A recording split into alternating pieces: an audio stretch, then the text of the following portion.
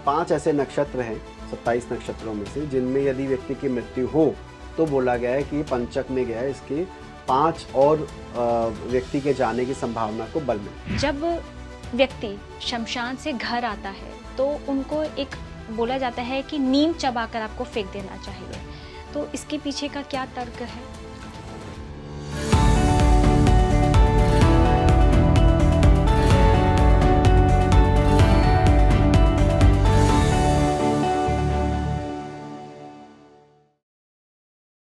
नमस्कार, आप सभी दर्शकों का स्वागत है और मैं हूं आंचल वर्मा। आज के इस एपिसोड में हम लोग बात करेंगे कि मृत्यु जब किसी इंसान की हो जाती है तो उसके पीछे क्या क्या रिचुअल्स बनते हैं, जैसे कि अंतिम संस्कार के समय पे मटकी फोड़ देना या फिर महिलाओं का शमशान घाट पर नहीं जाना चाहिए। इसके साथ ही बहुत सारे ऐसे रिचुअल्स बने हुए हैं जिसे हमें जानना ज़रूरी है या उसके पीछे के साइंटिफिक रीज़न को जानना ज़रूरी है। इसके बारे में बातचीत करने के लिए आज हमारे साथ है एस्ट्रोलॉजर और होलिस्टिक हीलर नितिन कश्यप। नितिन, आपका बहुत बहुत स्वागत है। नमस्कार आंचल। हमारे भारत में बहुत सारे रिचुअल्स बने हुए हैं हर एक चीज़ के लिए, हर एक त्यौहार है या फिर खुशी से लेके बात करें तो गम के लिए भी कई बने हुए हैं। भारत में बहुत सारी जिन परंपराओं के बारे में मैं आपसे जानना चाहूँगी वो बहुत कॉमन है, जिनके बारे में मैं डिस्कस करूँगी और लोगों के मन में ये सवाल भी है। जैसे कि मैंने बात की है, अंतिम संस्कार जब किसी का किया जाता है तो एक परंपरा बनी हुई है कि आपको मटकी फोड़नी होती है जो उनके घर के परिवार के होते हैं। तो मैं अगर एक साधारण इंसान की तरह आपसे पूछूं कि क्यों फोड़ी जाती है, क्या कारण है उसके पीछे, और इसका मुझे साइंटिफिक रीज़न ज़रूर दीजिएगा। ज़रूर, प्रयास रहेगा इसका। पहली चीज़ तो ये आंचल कि सूक्ष्म शरीर, ऐसा हमारे ग्रंथों में लिखा है, मान्यता है कि व्यक्ति के जाने के बाद भी वो सूक्ष्म स्वरूप में आसपास मौजूद रहता है कुछ दिनों तक, जब तक तेरहवीं नहीं कर दी जाती, तो वो वहीं पर मौजूद रहता है। अब देखिए, सामान्य परिस्थिति में जब कोई करीबी हमारा जाता है, जाना पड़े, जाना चाहता नहीं है, जाना पड़े, तो उसका मोह भंग हमसे नहीं हो पाता। उन्हें लगता है कि ये तो मेरा ही बेटा है, मेरी ही संतान है, मुझे कितना लगाव करती है। इसलिए भी कहा जाता है कि थोड़ा बैलेंस, ज़्यादा ना रोइए, परेशान होंगे, दिवंगत आत्मा को आगे सदगति के लिए जाने दीजिए, आप क्यों रोक रहे हैं? क्योंकि जितना आप परेशान होंगे, वो मोह के कारण वो व्यक्ति की जो सूक्ष्म शरीर है वो उसको फील कर पा रहा है कि ये अभी पीड़ा में है, तो उसका वहाँ से कनेक्शन ना कट पाना दिखता है जब इस तरह की पीड़ा हो। तो हमारे रिचुअल्स के पीछे एक बहुत ही, क्या कहूँ, एक तर्कपूर्ण कारण ये है कि जब व्यक्ति जाए तो उस समय मटकी फोड़ना जो पीछे छोड़ दी जाती है, और इवन सिर पर वार किया जाता है। आपको शायद पता हो कि जब थोड़ी देर वो बॉडी जल जाती है तो जो भी वहाँ पर मौजूद होते हैं वो कहते हैं कि सर पर डंडा मार दीजिए, जैसे कपाल क्रिया कहते हैं। राइट। अब जब ये घटनाएं वहाँ पर मौजूद वो सूक्ष्म शरीर देख रहा होगा तो उसे यही लगेगा कि ये सब रिश्ते मिथ्या हैं। ये क्यों है? जो मेरी ही संतान, जो ज्येष्ठ पुत्र है या जो भी उस क्रिया को कर रहा है, वो उसी के द्वारा उसको, उसकी बॉडी को आप कहते हैं कि इसको हर्ट कीजिए, और जिस मटकी की आप बात कर रहे हैं उसको भी एक पिंड स्वरूप में जानकर छोड़ा जाता है कि आप मुक्त हो गए, अब आप निकलिए यहाँ से। एक आम भाषा में बोलो तो आपने अंतिम नमस्कार कर दिया कि भैया जाओ, माफ़ करो, आप अपने रास्ते चलिए, अब हमें रहने दीजिए। तो ये इस तरह के भाव को दिखाने का तरीका है, क्योंकि है ये मान्यताएं ही। मैं कहूँ कि हर राज्य में ऐसा होता है, ऐसा नहीं है। कुछ राज्यों में कुछ और तरीके से इसको किया जाता है, किसी राज्य में किसी और ढंग से किया जाता है, लेकिन इसका जो मूल कारण है वो ये है कि वो जो दिवंगत आत्मा का सूक्ष्म जो तत्व वहाँ से इन सब चीज़ों को देख रहा है वो मुक्त हो पाए, वो उससे उसका मोह भंग हो जाए। तो मोह भंग करने के लिए 2 क्रियाएं की जाती है। ओके, तो ये एक तरह से ये कह सकते हैं कि उस आत्मा को मोक्ष की तरफ भेजा जा रहा है। बिल्कुल, उसको अनंत की यात्रा के लिए भेजा जा रहा है कि आपकी जो आगे की यात्रा है आप उस पर ध्यान केंद्रित करें, यहाँ तक का संबंध इतना ही था। तो ये उसको इंडिकेट करता है। ओके, महिलाओं को शमशान घाट नहीं जाना चाहिए एक समय तक, मतलब एक लिमिट तक होती है, उसके बाद आप अर्थी के पीछे नहीं चल सकते हैं, शमशान घाट तक नहीं जा सकते हैं। महिलाओं के साथ ऐसी क्या प्रॉब्लम है? देखिए, वैसे तो हम महिला सशक्तिकरण की बात करते हैं, बात सही भी है, लेकिन ये बात भी उतनी ही सही है कि शारीरिक बनावट और मनोस्थिति एक पुरुष और स्त्री की काफ़ी डिफरेंट होती है। राइट। हमारा ही एग्जाम्पल लेते हैं, हमें मैमल्स कहा जाता है, मेमोरी ग्लैंड अगर हम बोलें तो बच्चों को स्तनपान कराने का सौभाग्य केवल महिलाओं के पास है, पुरुषों के पास नहीं है। तो अब इसमें हम अगर जेंडर इक्वलिटी में कहें कि नहीं पुरुषों को भी ये सम्मान मिलना चाहिए था, ये होना चाहिए था, ये पॉसिबल ही नहीं है, क्योंकि शरीर की बनावट अलग अलग है। इसी प्रकार जहाँ स्त्रियों से पहले के समय में, मैं आज के समय की बात नहीं कर रहा हूँ, अपेक्षा ये की जाती थी कि ये नर्चरिंग का काम करे, ये पोषण दे, परिवार का पोषण करना हो, समाज का पोषण करना हो, पति थक के घर पर आए उसको सहूलियत प्रोवाइड करनी हो, तो महिलाओं को इस स्वरूप में आइडियली देखा जाता था। ज्योतिष में भी कई ऐसे योग है, जैसे महिलाओं के लिए महाभाग्य योग एक बनता है, वो अलग ढंग से बनता है, पुरुषों में कहते हैं ऐसे नहीं बनेगा, दूसरे तरीके से देखो। तो महिलाओं को इमोशनल या भाव से परिपूर्ण माना गया है, जीव माना गया है, पुरुषों को नहीं माना गया है। सुंदरता स्त्रियों में ज़्यादा देखी जाती है पुरुषों की अपेक्षा, जैसा कि हम पढ़ते हैं, और ये परमात्मा ही इस तरह के शरीर की संरचना रख रखा है। कहते हैं कि पुरुष को जब रिफाइन करना था तो फिर शक्ति बनी, यानी कि स्त्री का स्वरूप बना। तो विषय पर वापस आते हैं, उनके ज़्यादा इमोशनल या भाव से कनेक्टेड होने के कारण वो जो दिवंगत आत्मा जा रही है उससे उसका जो कनेक्शन है वो टूटे, जल्दी टूटे। आप सोचिए किसी की बॉडी जलते देखना, it's not an easy task किसी के भी लिए, पुरुष हो स्त्री। और मैं यहाँ पर जेंडर की भी बात नहीं करूँगा, एक इमोशनल पुरुष भी वहाँ पे कितना द्रवित हो जाता है आप समझ सकते होंगे, पर आप जैसे आप नहीं गए हैं तो मैं बताऊंगा कि बहुत बुरी स्थिति वहाँ पे होती है। वहाँ पर अगर महिलाओं का ये विलाप स्टार्ट हो जाए, और विलाप यहाँ पर किसी तरह का ड्रामा नहीं, इमोशनल कनेक्शन था वो वहाँ कर रहे हो, तो इन सब से बचने के लिए कहा गया कि महिलाएं केवल घर तक सीमित रहें या थोड़ा कुछ दूरी तक आ जाएं, उसके बाद उसकी यात्रा पर जाने दें। लेकिन जब मैं ये बात कहता हूँ जो कि स्त्रियों के लिए कह दी गई, मेरा व्यक्तिगत रूप से मानना है कि कई बार स्त्रियां पुरुषों से ज़्यादा कठोर हो सकती हैं, स्ट्रांग हो सकती हैं। पुरुष आज के युग में ज़्यादा है। आप देखिएगा, पेरेंटिंग के बारे में अगर मैं बोलूँ किसी से कि पिता का क्या आदर्श स्वरूप होना चाहिए, लोग क्या बोलते हैं, पिता को स्ट्रिक्ट होना चाहिए, पिता को सही गलत करवाने में बच्चे को बताना चाहिए। और माँ के स्वरूप की बात होती है, अरे माँ को तो लाड प्यार करना चाहिए, ये हो, हाँ सौम्य, बिल्कुल।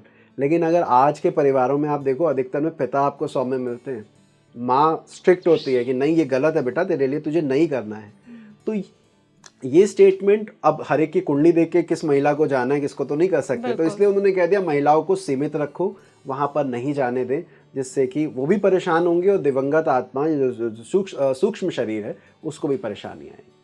नितिन जी, एक और ऐसी ही मान्यता है कि जब व्यक्ति शमशान से घर आता है तो उनको एक बोला जाता है कि नीम चबाकर आपको फेंक देना चाहिए, तो इसके पीछे का क्या तर्क है? देखिए, इसके बारे में ऐसा कहा जाता है कि जब किसी शरीर को, दूषित शरीर का जलना हो, दूषित मैं इसलिए बोल रहा हूँ कि मान लीजिए कोई बीमारी से गया है, काफ़ी साल बीमार रहकर या काफ़ी महीने बीमार रहकर आप उसकी बॉडी डिकम्पोज कर रहे हैं, आप वहाँ पर उसको मुखाग्नि दे दिए, अब अंतिम क्रिया चल रही है। तो हम जो 5 तत्व से शरीर आसपास के वातावरण से जो चीज़ें ग्रहण करते हैं, उसमें नासिका से हम आसपास की एयर भी एब्जॉर्ब करते हैं। ऐसी स्थिति में उस बॉडी के जो पॉल्यूटेंट है, जो उसकी कमियां हैं, जो उसके शरीर के जो भाग हैं, वो जब जल रहे हैं, उसका जब शरीर में हमारे एब्जॉर्प्शन होता है, उसको रोकने के लिए 2-3 विधियाँ बताई गई।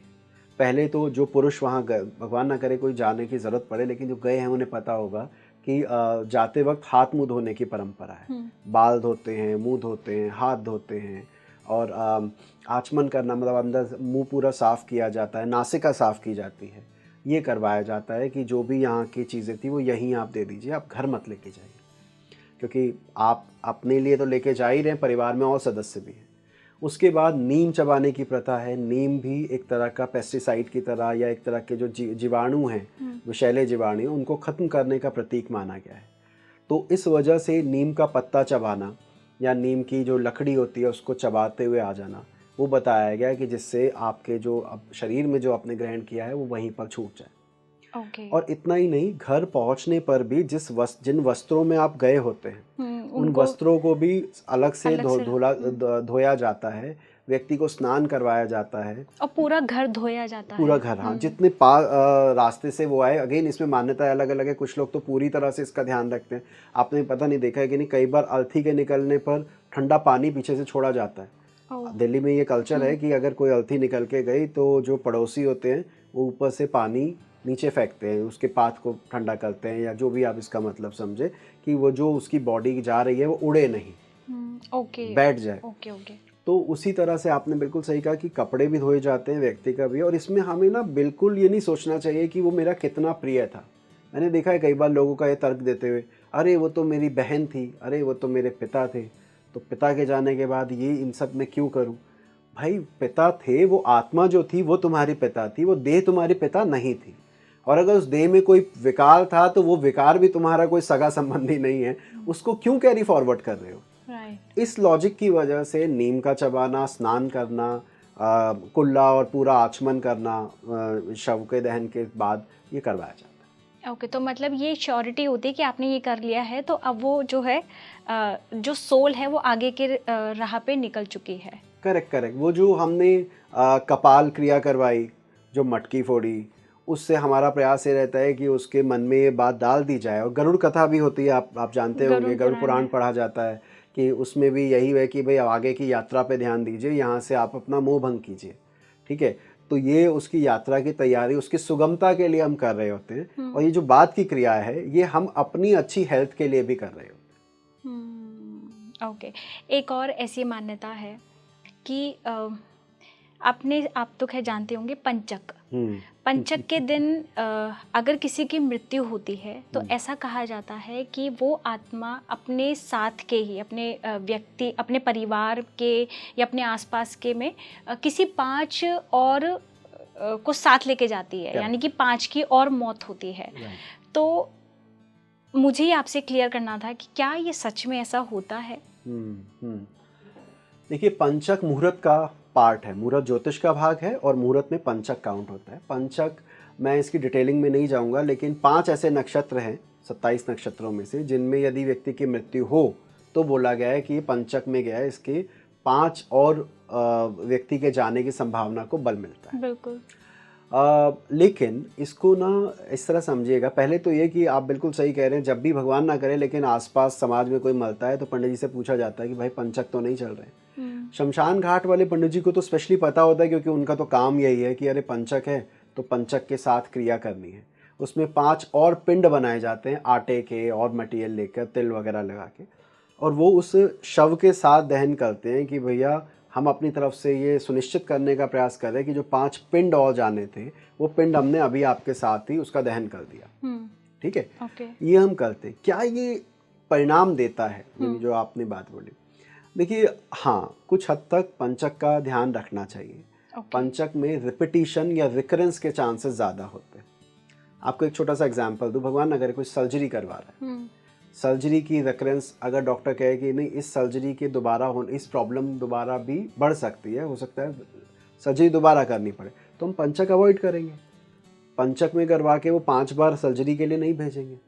ओके, तो ये चीज़ें ध्यान देनी पड़ती हैं कि पंचक। ओके, कि पंचक का ध्यान केवल शव दहन तक नहीं है। लकड़ी की छत डालते हुए भी पंचक को मना किया गया। पहले लकड़ी का कोई भी काम अगर आप अपने घर में करवा रहे हैं तो पंचक में उसको मना किया गया है। ओके। तो अब जो हमारे यहाँ शव दहन होता है वो लकड़ियों से होता है, तो कहा गया भैया यहाँ 5 बंदे जा सकते हैं। अगर पहले जो छतें डला करती थी तो लकड़ी के छत डलती थी, आपको अगर याद हो, पुराने गाँव वगैरह में जाएंगे तो लकड़ी की छत होती थी, तो वो कहा गया पंचक में छत भी मत डालो, वो टूटेगी गिरेगी, टूटेगी गिरेगी, ये प्रॉब्लम आ सकती है। तो पंचक में मना किया जाता है। और हाँ, मेरा अनुभव भी ये कहता है कि इसका ध्यान रखना चाहिए, इसमें परेशानी आने के योग पर। तो क्या आप ऐसा मानते हैं कि ये जो मानता है इन रिचुअल्स को, ये उसी पे ही इम्पैक्ट डालेंगे? अब जैसे ये बाहर की बात करें, किसी और संप्रदाय की बात करें, हाँ, या बाहर फॉरेनर्स की बात करें, उनकी भी अगर डेथ उस पर हुई है तो क्या ये सेम एप्लीकेबल है उन पर भी? बिल्कुल। देखिए, ज्योतिष किसी एक धर्म विशेष या संप्रदाय विशेष या क्षेत्र विशेष के लिए नहीं है। तो अगर हम कहें कि नहीं हमारी ऐसी मान्यता है तो हम पर तो असर होगा, लेकिन जिस पर मान्यता नहीं है उस पर असर नहीं होगा, तो हम कहेंगे उसने उसको फील ही नहीं किया, उसको ये पता ही नहीं है कि ये ऐसा भी घटना हो सकती है। मेरी बात समझिएगा, अगर उसके भगवान ना करे उसके परिवार में 5 व्यक्ति जाए, पर अगर जाए तो पंचक से रिलेट ही नहीं कर पाएगा, क्योंकि उसे पंचक का कॉन्सेप्ट ही नहीं पता है। हमें पता है तो हम कनेक्ट कर लेते हैं कि अरे ये है। एक बात और भी आप सही, ये बात आपकी सही है कि कई बार अज्ञानी होना बहुत फ़ायदा दे देता है। आपको पता नहीं है ना, तो आप सोचते हो कि ऐसा हो गया होगा, लेकिन ज्ञान हो और बाद में पता लगे कि ये गलती मुझसे हो गई है, तो वो आप उसको, आजकल बड़ा चलता है मैनिफेस्टेशन, पॉजिटिव और नेगेटिव मैनिफेस्टेशन। आप बार बार सोच के कहीं ऐसा तो नहीं हो जाएगा, कहीं ऐसा तो नहीं हो जाएगा, तो वो आप उसको क्रियान्वित करने की तरफ अपना कंट्रीब्यूशन दे देते हैं। तो खैर, विषय पर अगर हम आए तो पंचक का ध्यान रखना चाहिए। अगर आपके यहाँ आसपास मान्यता है तो इसका प्रभाव देखने को मिलता है। Thank you Nitin, thank you so much.